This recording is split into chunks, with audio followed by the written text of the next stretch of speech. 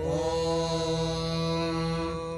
हिरण्यवर्णाम् हरिणीम् सुवर्णरजतस्रजाम् चन्द्राम् हिरण्मयीम् लक्ष्मीम् जातवेदो महावः ताम् महावः जातवेदो लक्ष्मीमनपगामिनीम् यस्याम् हिरण्यम् विन्देयङ्गामश्वम् पुरुषानहम् अश्वपूर्वाम् रथमध्याम् हस्तिनादप्रबोधिनीम् श्रियम् देवीमुपह्वये श्रीर्मा देवीर्जुषताम्